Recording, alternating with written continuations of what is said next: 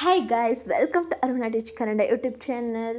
So ಇವತ್ತಿನ ವಿಡಿಯೋದಲ್ಲಿ ನಾವು ಸೆಕೆಂಡ್ ಇಯರ್ BA ಓದ್ತಾ ಇರುವಂತಹ ವಿದ್ಯಾರ್ಥಿಗಳಿಗೆ ಆಪ್ಷನಲ್ ಕನ್ನಡ ಯಾರ್ಯಾರು ತಗೊಂಡಿದ್ದೀರಾ ಅಲ್ಲಿ ಅವರಿಗೆ ಬ್ಲಾಕ್ 3ನಲ್ಲಿ ಬರುವಂತಹ KS ನರಸಿಂಹಸ್ವಾಮಿ ಆಯ್ದ ಕವಿತೆಗಳಲ್ಲಿ ಬರುವಂತಹ ನಾನು ನಿಮಗೆ ಆಗಲೇ ಕವಿ ಪರಿಚಯ, ಹಾಗೆ ಗೃಹಲಕ್ಷ್ಮಿ, ಬಳೆಗಾರನ ಹಾಡು, ಮನೆಗೆ ಬಂದ ಹೆಣ್ಣು, ಅನ್ನಪೂರ್ಣೆಗೆ ಇಡದಿರು ನಿನ್ನ ಸಿಂಹಾಸನದ ಮೇಲೆ, ಇದರ ವಿಡಿಯೋಗಳನ್ನು ನಾನಾಗಲೇ ಅಪ್ಲೋಡ್ ಮಾಡಿದ್ದೀನಿ. ಫಸ್ಟ್ ಯಾರೆಲ್ಲ ನೋಡಿಲ್ಲ ಅದನ್ನು ನೋಡಿ ನಂತರ ಈ ವಿಡಿಯೋನ ನೋಡಿ ಅಂತ ಹೇಳ್ತಾ, ಸೊ ಇವತ್ತಿನ ವಿಡಿಯೋದಲ್ಲಿ ಗಡಿಯಾರದ ಅಂಗಡಿಯ ಮುಂದೆ ಇದನ್ನು ಎಕ್ಸ್ಪ್ಲೇನ್ ಮಾಡಿ ನಿಮಗೆ ತಿಳಿಸ್ಕೊಡ್ತಾನೆ. ಸೊ ವಿಡಿಯೋ ಎಂಡ್ವರೆಗೂ ಮಿಸ್ ಮಾಡಿದೆ ನೋಡಿ ಅಂತ ಹೇಳ್ದ. So let's start the video. First ಕವನದ ಆಶಯವನ್ನು ತಿಳ್ಕೊಳ್ಳೋಣ, ಓಕೆನಾ. ಗಡಿಯಾರದ ಅಂಗಡಿ ಮುಂದೆ ಕವನದ ಶೀರ್ಷಿಕೆ ವಿಶಿಷ್ಟವಾದವಾಗಿದೆ. ಜೀವನ ಮತ್ತು ಕಾಲದ ಪರಿಮಿತಿಗಳು, ಭಾಷೆ, ಪ್ರತಿಮಾ ಸೃಷ್ಟಿ, ಸಂಕೇತ, ಅನುಭವದ ಚಿತ್ರಗಳು ಈ ಕವನದಲ್ಲಿ ಬೇರೆ ಬೇರೆಯಾಗದೆ ಸವಯದ ಸಂಬಂಧದಲ್ಲಿ ಮೂಡಿಸಿದೆ. ಕಾಲಮಾನದ ಪರಿವೆಯನ್ನು ಜೀವನದ ಸಂದರ್ಭದಲ್ಲಿಟ್ಟು ಆಯಾಯ ವಾಯುಮಾನದಲ್ಲಿ ಅದರ ಮೌಲ್ಯ ಏನು ಎಂಬುದನ್ನು ಚಿಂತಿಸಲಾಗಿದೆ.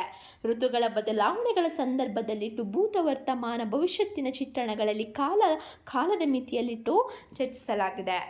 ಗಡಿಯಾರದಂಗಡಿಯ ಮುಂದೆ ಇವಾಗ ನಾವು ಕವನದ ವಿಶ್ಲೇಷಣೆಯನ್ನು ನೋಡೋಣ. ಗಡಿಯಾರದಂಗಡಿಯ ಮುಂದೆ ಕವನವು ವಿಶಿಷ್ಟವಾಗಿದೆ. ಜೀವನ ಮತ್ತು ಕಾಲದ ಪರಿಮಿತಿಗಳು, ಭಾಷೆ, ಪ್ರತಿಮಾ ಸೃಷ್ಟಿ, ಸಂಕೇತ, ಅನುಭವದ ಚಿತ್ರಣಗಳು ಈ ಕವನದಲ್ಲಿ ಬೇರೆ ಬೇರೆಯಾಗದೆ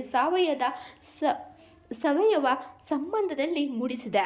ಈ ಕವನದ ಪ್ರತಿಯೊಂದು ಸಂಕೇತವು ಕಾಲಮಾನದ ಅರಿವನ್ನು ತೀಕ್ಷ್ಣವಾಗಿ ಉದ್ದೀಪನ ಶಕ್ತಿಯುಳ್ಳ ನಿಚ್ಚಳ ಪ್ರತಿಮೆಯಿಂದ ದಟ್ಟಿಸುತ್ತಾ ಹೋಗುತ್ತದೆ. ಬೆಳಗಿನ ಮಾತುಗಳು ಬದುಕು ಮತ್ತು ಕಾಲದ ಗೂಢತೆಯನ್ನು ಸಂವಿಧಾನಬದ್ಧವಾಗಿ ಸೂಚಿಸುತ್ತದೆ. ಹೇಳಿಕೆ, ಹಿತಕರವಾದ ಮಾತು, ಪ್ರಶ್ನೆ, ವೃಂಗ, ದ್ವಂದ್ವ, ಭೀತಿ, ಹಂಕಿ ಇತ್ಯಾದಿ ಅನೇಕ ದಾಟಿಗಳನ್ನೊಳಗೊಂಡ ಈ ಕವನದಲ್ಲಿ ಸಾಧಿಸಿರುವ ಸಮಗ್ರತೆ ಆಶ್ಚರ್ಯಕರವಾಗಿದೆ. ಪ್ರಾಸ, ಅನುಪ್ರಾಸ, ಯಮಕಗಳ ಅರ್ಥಪೂರ್ಣ ಉಪಯೋಗದಲ್ಲಿ, ಕಾಲದ ಮಿತಿಯಲ್ಲಿ, ಬದುಕಿನ ವಿವಿಧ ವ್ಯಾಪಾರಗಳನ್ನು ಧ್ವನಿಸುವ ಶಬ್ದಗಳ ಆಯ್ಕೆಯಲ್ಲಿ ಕವಿಯ ಕೌಶಲ್ಯತೆಯನ್ನು ತೋರಿಸುತ್ತೆ. ಗಡಿಯಾರದಂಗಡಿಯ ಮುಂದೆ ಕವನದ ಶೀರ್ಷಿಕೆಯೇ ಕಾಲವನ್ನು ಸೂಚಿಸುವುದು. ಈ ಕಾಲಮಾನದ ಪರಿವೆಯನ್ನು ಜೀವನದ ಸಂದರ್ಭದಲ್ಲಿಟ್ಟು ಆಯಾಯ ವಯೋಮಾನದಲ್ಲಿ ಅದರ ಮೌಲ್ಯ ಏನು ಎನ್ನುವುದನ್ನು ತಿಳಿಸಲಾಗಿದೆ. ಋತುಗಳ ಬದಲಾವಣೆಗಳ ಸಂದರ್ಭದಲ್ಲಿಟ್ಟು ಭೂತ, ವರ್ತಮಾನ, ಭವಿಷ್ಯತ್ತಿನ ಚಿತ್ರಣಗಳನ್ನು ಕಾಲದ ಮಿತಿಯಲ್ಲಿಟ್ಟು ಪ್ರತಿಮಾತ್ಮಕವಾಗಿ ನೋಡಲಾಗಿದೆ. ಗಡಿಯಾರದಂಗಡಿಯ ಮುಂದೆ ಬೆದರಿದ ಕುದುರೆ ಕಣ್ಣಪಟ್ಟಿಯ ಕಂಡು ಕನ್ನಡಿಯಲಿ. ಅಂದರೆ ಗಡಿಯಾರದಂಗಡಿಯ ಮುಂದೆ ಬೆದರಿನ ಕುದುರೆಯ ಚಿತ್ರಣ ವರ್ತಮಾನಕ್ಕೆ ಸಂಕೇತವಾಗಿದೆ. ಕುದುರೆ ಅಲ್ಲಿಯವರೆಗೆ ಮುಂದಿನ ಅರಿವಿಲ್ಲದೆ ಒಂದೇ ದಿಕ್ಕಿನೆಡೆಗೆ ಓಡಿದೆ.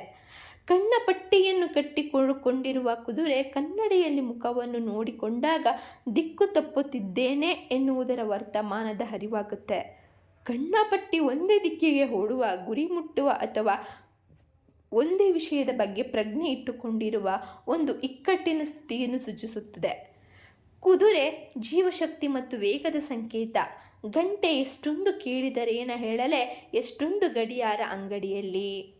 ಗಡಿಯಾರದಂಗಡಿಯಲ್ಲಿ ನೂರಾರು ಗಡಿಯಾರಗಳಿರುತ್ತೆ. ಆದರೆ ಒಂದೊಂದು ನಿಂತು ಹೋಗಿರುವ ಸ್ಥಿತಿ ಒಂದೊಂದು ಬೇರೆ ಬೇರೆ ಕಾಲ, ಅಂದರೆ ಬೇರೆ ಬೇರೆ ಟೈಮ್ನ ತೋರಿಸುತ್ತಾ ಇರುತ್ತೆ. ಇದು ಕಾಲಮಾನದ ಇಕ್ಕಟ್ಟನ್ನು ಧ್ವನಿಸುತ್ತೆ. ಹೀಗಿರುವಾಗ ನಿರ್ದಿಷ್ಟವಾಗಿ ಗಂಟೆಯನ್ನು ಹೇಳಲು ಹೇಗೆ ಅಸಾಧ್ಯವಾಗುತ್ತದೆ? ಅಂದರೆ ಅವ್ರು ಹೇಳ್ತಿದ್ದಾರೆ, ಒಂದು ಗಡಿಯಾರದ ಅಂಗಡಿಯಲ್ಲಿ ತುಂಬ ಗಡಿಯಾರಗಳಿರುತ್ತೆ. ಕೆಲವೊಂದು ಕರೆಕ್ಟಾಗಿ ನಡೀತಾ ಇರುತ್ತೆ, ಕೆಲವೊಂದು ಯಾವುದೋ ಟೈಮಲ್ಲಿ ನಡೆದು ನಿಂತೋಗ್ಬಿಟ್ಟಿರುತ್ತೆ. ಸೊ ಹಾಗಿದ್ದಾಗ ನಾವು ಇಷ್ಟೇ ಗಂಟೆ ಅಂತ ನಾವು ಹೇಗೆ ಹೇಳಲಿಕ್ಕೆ ಸಾಧ್ಯ ಅಂತ ಹೇಳ್ತಿದ್ದಾರೆ. ಹಾಗೆಯೇ ಅಪಾರವಾದ ಜನಸಂಖ್ಯೆಯಲ್ಲಿ ಜನರ ಭಾವನೆಗಳು ಕೂಡ ವಿಭಿನ್ನವಾಗಿರುತ್ತೆ. ನಾನಾ ರೀತಿಯ ಗುರಿಗಳಿರುತ್ತೆ, ನೂರಾರು ಸಮಸ್ಯೆ, ಕಷ್ಟ, ಕೋಟಲೆಗಳೆಲ್ಲ ಇರುತ್ತೆ. ಅವೆಲ್ಲವನ್ನು ಕೇಳಿದಾಗ ಒಬ್ಬೊಬ್ಬರ ಸಮಸ್ಯೆಗಳನ್ನು ಹೇಳುವುದಕ್ಕೆ ಅಸಾಧ್ಯವಾಗುತ್ತೆ ಅಲ್ವಾ. ಗಡಿಯಾರದಂಗಡಿ ಎಂದರೆ ಇಡೀ ಪ್ರಪಂಚವೇ ಆಗುತ್ತದೆ ಅಂತ ಕವಿ ಹೇಳ್ತಿದ್ದಾರೆ. ಬಾನ ಜಜ್ಜದ ಕೆಳಗೆ ಹೆಬ್ಬಾವಿನುಬ್ಬುಸದ ಹತ್ತಿ ಬಿಲ್ಲಿನ ಕಸದ ಕತ್ತಲೆಯಲ್ಲಿ ನಿರ್ನಾಮವಾಗಿರುವ ನೀಲನಾಗರವಳಿಯ ಕೋಳಿ ಕೂಗಿತು ಬಾಳ ಮುಂದೆಲೆಯಲಿ ಅಂದರೆ ಈ ಸಾಲುಗಳು ಕಾಲಗರ್ಭದೊಳಗೆ ಹೋದ ಅನೇಕ ನಾಗರಿಕತೆಗಳು ಸಂಸ್ಕೃತಿಗಳನ್ನು ಸೂಚಿಸುತ್ತೆ ಎಂದು H.M. ಚೆನ್ನಯ್ಯ ಹೇಳ್ತಾರೆ. ಮತ್ತು ಕೋಳಿ ಕಾಲದ ಸಂಕೇತವೆಂದು ಹೇಳಿ ಕೋಳಿಯ ಸಂಕೇತ ಕ್ಲಿಷೆ ಎನಿಸಿದರೂ ಅದು ಇನ್ನೂ ಯೋಚಿಸಬೇಕಾದ ವಿಷಯವೆಂದು ಹೇಳಿದ್ದಾರೆ. ಸುಮತೀಂದ್ರ ನಾಡಿಗ ಅವರ ಅಭಿಪ್ರಾಯ ಎರಡನೆಯ ಸಾಲಿನ ಕಸ ಉಬ್ಬಸ ಎನ್ನುವ ಪದವನ್ನು ಮಾರ್ಪಡಿಸಿ ಬಿಲ್ಲು ಎನ್ನುವ ಪ್ರತಿಮೆ ಸಾದೃಶ್ಯದಿಂದ ಗರ್ಭವನ್ನು ಸೂಚಿಸಿ ಬಹಳ ಮುಂದಲೆಯಲ್ಲಿ ಎನ್ನುವುದರಿಂದ ಪುಷ್ಟಿಗೊಂಡು ಕೋಳಿ ಮಗುವಿನ ಎಂದರೆ ಮಾನವನ ಹುಟ್ಟಿಗೆ ಸಂಕೇತವಾಗುತ್ತದೆ ಎನಿಸುತ್ತದೆ. ಆ ದೃಷ್ಟಿಯಿಂದ ನೋಡಿದಾಗ ನಿರ್ನಾಮವಾಗಿರುವ ನೀಲನ ನಾಗರವಳಿ ಎನ್ನುವಲ್ಲಿ ನೀಲ ಎನ್ನುವುದು ಗರ್ಭಸ್ಥ ಶಿಶುವಿಗಿರಬಹುದಾದ ಬೆಳಕಿನ ಅರಿವನ್ನು ಸೂಚಿಸುತ್ತದೆ. ಹುಟ್ಟಿದ ಮಗುವಿಗೆ ತಾಯಿಯ ಗರ್ಭ ಒಂದು ರೀತಿಯಲ್ಲಿ ನಿರ್ನಾಮವಾದದ್ದನ್ನು ಅಥವಾ ಇಲ್ಲವಾದದ್ದನ್ನು ನಾಗರವಳಿ ಜನ್ಮಾಂತರಗಳನ್ನು ಸೂಚಿಸುತ್ತದೆ. ಹೀಗೆ ಈ ಸಂಕೀರ್ಣ ಪ್ರತಿಮೆ ಕಾಲದ ಅನಂತತೆಯನ್ನು ಸೂಚಿಸುತ್ತದೆ. ಇಲ್ಲಿ ಹುಟ್ಟಿನ ಚಿತ್ರಣ ಕಂಡು ಬಂದರೆ ಅನಂತರ ಕಾಲದ ಅರಿವು ಮತ್ತು ಅನುಭವಗಳ ಮಧ್ಯದ ಭಾಸ ಆಲೋಚನೆಯ ನೆಲೆಯಲ್ಲಿ ಬೆಳೆಯಲು ತೊಡಗುತ್ತದೆ. ಬಿಡುಗಣ್ಣ ನಿಮಿಷಗಳ ಹುಲಿಯಂಕಿ ತೋಟದಲ್ಲಿ ಕತ್ತು ಇಸುಕಿದ ಬಳ್ಳಿ ಕಳೆದ ಬೆಳಗು ಅಂದರೆ ಬಿಡುಗಣ್ಣ ನಿಮಿಷಗಳ ಎಂಬ ಮಾತು ಈ ಕವನದ ನಾಯಕನ ಜೀವ ಭೂಮಿಯಲ್ಲಿ ಕಣ್ಣು ತೆರೆಯುವ ಕ್ರಿಯೆಗೆ ಅರ್ಥಪೂರ್ಣವಾಗಿ ಹೊಂದಿಕೊಳ್ಳುತ್ತೆ. ಬಿಡುಗಣ್ಣ ಅಂಕಿ ತೋಟ ಇವುಗಳ ಗಡಿಯಾರದ ಯಾಂತ್ರಿಕ ನೆಲೆಯಲ್ಲಿ ಕಾಲದ ನೆಲೆಯಲ್ಲಿ ಬಂಧನವಿದ್ದುದನ್ನು ನೆನೆಯುತ್ತಾನೆ. ಬಿಡುಗಣ್ಣ ನಿಮಿಷಗಳು ಹುಲಿಯಂಕಿ ತೋಟ ಬದುಕಿನ ಭಯಂಕರತೆಯನ್ನು ಸೂಚಿಸುತ್ತದೆ. ಕತ್ತು ಹಿಸುಕಿದ ಬಳ್ಳಿ ಕಳೆದ ಬೆಳಗು ಅಂದರೆ ಇದು ಬದುಕಿನಲ್ಲಿ ಅನುಭವಿಸಿದ ಸಮಸ್ಯೆಗಳಿಗೆ ಸಂಕೇತ. ಜೀನು ತಲೆ ಹೊಕ್ಕಿರುವ ಈ ಚಿತ್ರ ಯೌವನದ ಮಧುರ ಭಾವಗಳು ಆನಂತರದಲ್ಲಿ ಸಮಸ್ಯೆಗಳ ಆವೃತ್ತಕ್ಕೆ ಗುರಿಯಾಗಿರುವ ಚಿತ್ರವಾಗುತ್ತದೆ. ಸಂಜೆ ತೀರದ ಸಾಲ ಹಡಗು ಮುಳುಗು. ಈ ಸಾಲು ತಾನು ಮಾಡಿರುವ ಸಾಲವನ್ನು ಬದುಕಿನಂತ್ಯದವರೆಗೂ ತೀರಿಸಿದರೂ ಸಾಧ್ಯವಾಗದೆ ಜಿಗುಪ್ಸೆಗೊಂಡು ಕುಟುಂಬವೇ ನಾಶವಾಗುವ ಸಂಭವ ಇರುತ್ತದೆ ಅಲ್ವೇ.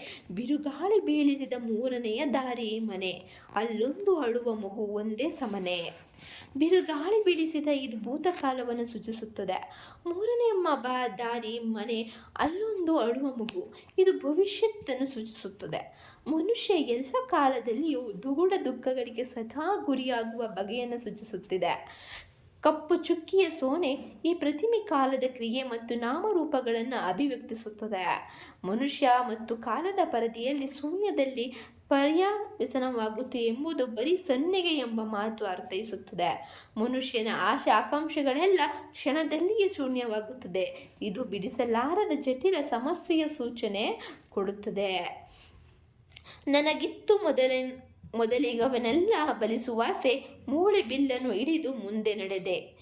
ತಳಿರ ಕೆನ್ನಲಿಗೆಯ ಬೆಂಕಿ ಪರದೆ ಭೂತಕಾಲದ ನೆಲೆಯಲ್ಲಿ ಇತ್ತು ಎಂಬುದು ತನ್ನ ಪ್ರಯತ್ನಗಳಿಗೆ ಒದಗಿ ಬರುವ ಸೋಲನ್ನು ಗಮನಿಸುತ್ತದೆ. ಇದಕ್ಕೆ ಪೋಷಕವಾಗಿ ಬರುವ ಭೂತಕಾಲ ಸೂಚಿಗಳಾದ ನಡೆದೆ, ಕಂಡೆ, ಇಳಿದೆ ಎಂಬ ಪದಗಳನ್ನು ಮುಖ್ಯವಾಗಿ ಗಮನಿಸಬಹುದು.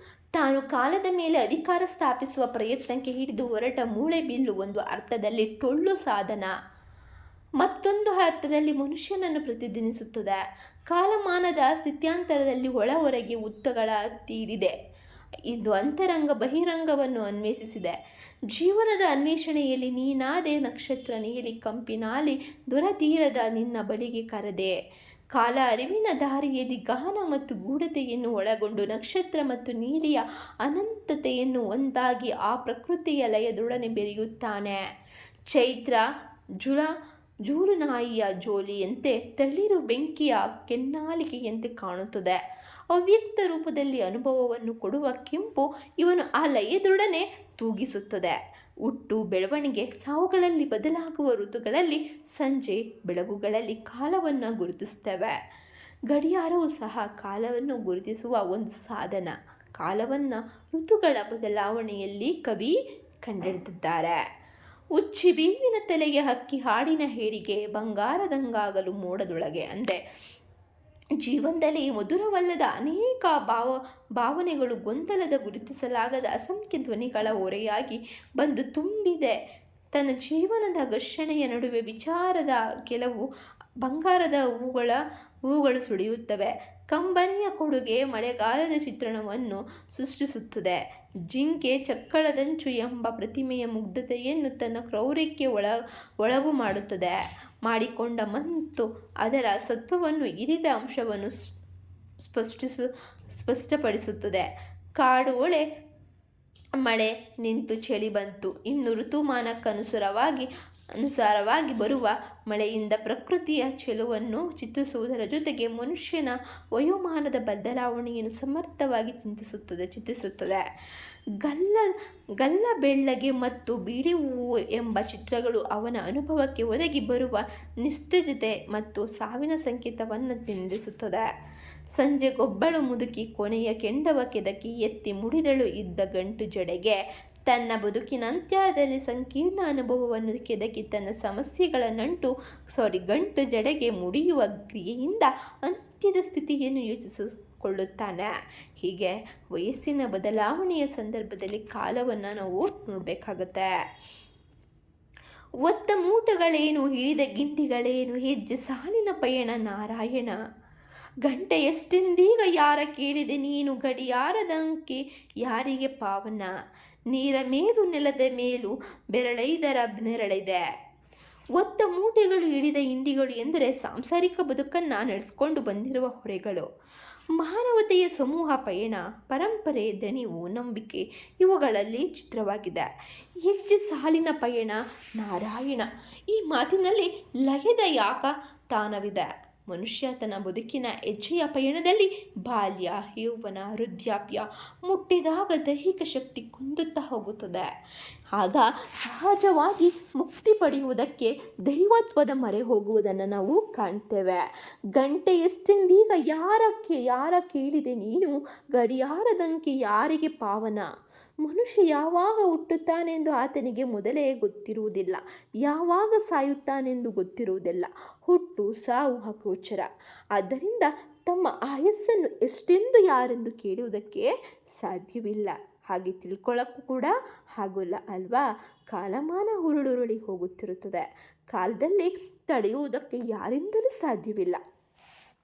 ಗಡಿಯಾರದ ಅಂಕಿಗಳು ಕಾಲಕ್ಕೆ ಸಂಕೇತ. ಆದ್ದರಿಂದ ಅದು ಯಾರಿಗೂ ಪಾವನವಲ್ಲವೆಂಬುದು ಅದರ ಅರ್ಥವಾಗುತ್ತದೆ.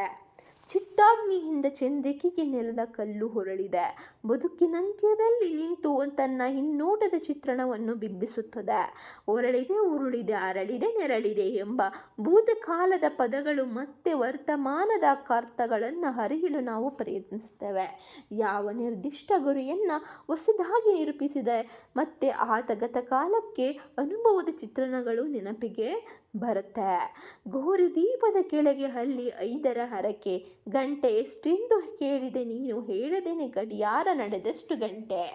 ಅಂದರೆ ಕಿರಂ ನಾಗರಾಜ ಅವರ ಹೇಳಿಕೆಯಂತೆ ಈ ಭಾಗದಲ್ಲಿ ಗೋರಿ ದೀಪದ ಕೆಳಗೆ ಅಲ್ಲಿ 5ರ ಹರಕೆ, ತಳವಿರದ ತಟ್ಟೆ, 5 ಗೆಜ್ಜೆ, ಪಡೆಯುಳಿಕೆ ಕನಸು, ಬಣ್ಣದ ಆಸೆ, ಸುಂದರಿ, ಲಜ್ಜೆ, ಬಂಧ ಈ ಎಲ್ಲ ಮಾತುಗಳು ಕವಿ ಬೆಳೆಸಿದ ಅನುಭವಕ್ಕೆ ವಿಚಾರದ ನೆಲೆಯನ್ನು ಒದಗಿಸುವಲ್ಲಿ ಸಮರ್ಥವಾದ ಆವರಣವನ್ನು ಕಲ್ಪಿಸಿದೆ.